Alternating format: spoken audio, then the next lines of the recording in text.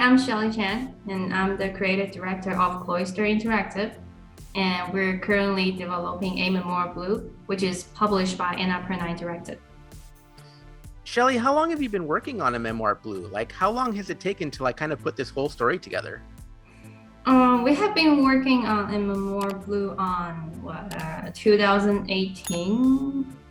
Yeah, the beginning of 2018 is actually around January 2017, December. So it has been 3 years.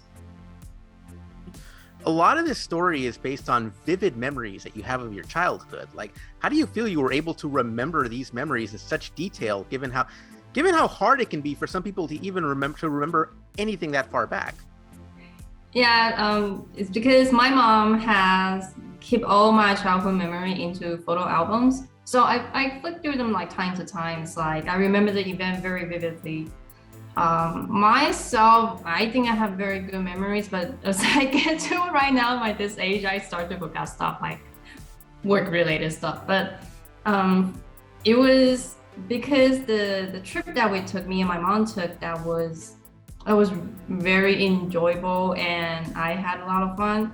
So by looking at the photos that she provided me, I connected all the pieces together as how I remember it. And also, before I started making this game, I called her and I was like, hey, do you remember this thing? And then she has her side of the story. So that's why everything was documented really well. You tell a Memoir Blue story without the use of spoken dialogue. What made you want to go that method? What made you want to tell the story without using spoken words? Mainly because I want to focus the attention on the acting of the characters, like the animations that we have. We have excellent 3D animation, amazing 2D animation to tell the story. In order for the player to really read their expression, I don't want dialogue to get in the way. And also we have this beautiful score that goes with it to create the mood. So the most important thing for us is for the player to completely immerse in the experience. So I think those elements would do a great job to do it. I'm glad you mentioned the score. I want to ask, in what ways does the game's music enhance the storytelling? So I work with Joel Cloisters. I think that's his last name. Sorry, Joel. So he's amazing. He has this very wide knowledge about instruments and classical wise and technical wise. I told him that I wanted to make something more like the classical Disney movie kind of score, but also I don't want to go too much of that direction.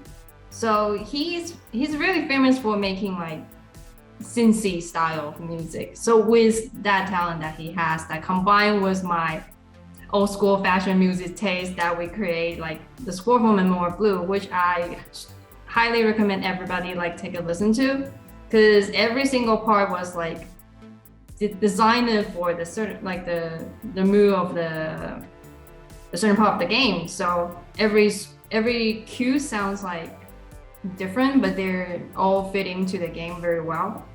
You've been showing a Memoir Blue off in various forms for the past decade. You've gone to Indiecade, you've gone to the Independent Games Festival.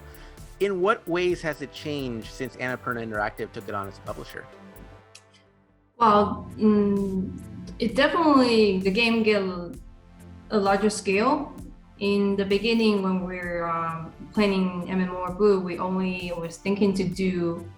was only thinking to do 3 chapters, and that's basically it, a very, very short experience. But AI joined in, and when we expand the story, we shape the story to a more common story that everybody can enjoy, so it's less personal.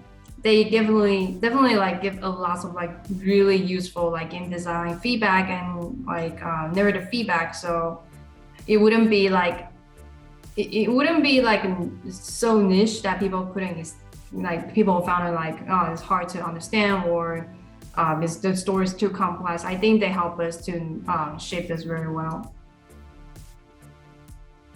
You've cited Kentucky Route Zero as one of your biggest inspirations. So I want to ask, how did games like that and how did other indie games like help you build what you have in a Memoir Blue? I this is a really bad thing to say, but I'm not a super huge gamer.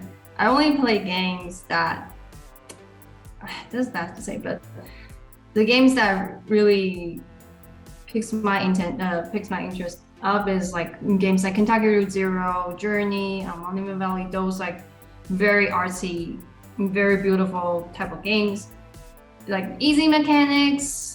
Because when it gets to like a really hard mechanic, I can't do it. I just physically can't do it. Kentucky Route Zero is striking to me because the visual of it was very unique, and the way that they present the story using camera, like zoom in and the movement, even it was like a heavy like text-based story, you can feel like you're moving with the character, you're experiencing the singing itself. That's why it's very inspiring. Journey at the same time is also textless, but you're working with someone to play in Journey, like going through a journey with like different kinds of player, but you never talk, you only communicate with the shine.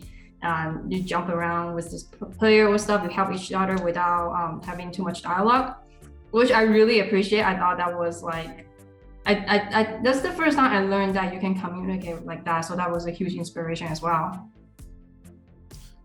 And last question for me. Earlier this year, you authored a post for the PlayStation blog, and you mentioned that a Memoir Blue is just a beginning for Cloisters. So what other stories will you be looking to tell in the future?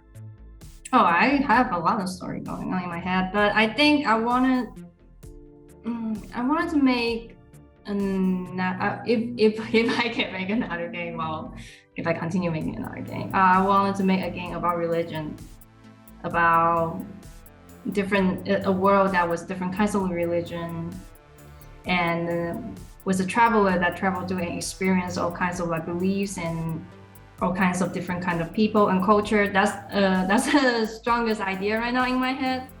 It's like more like an adventure style, more fantasy, because I think I'm more a fantasy person than like a modern person on like for game stuff. Like in Memoir Blue, we started to do a modern stories because our team is so small.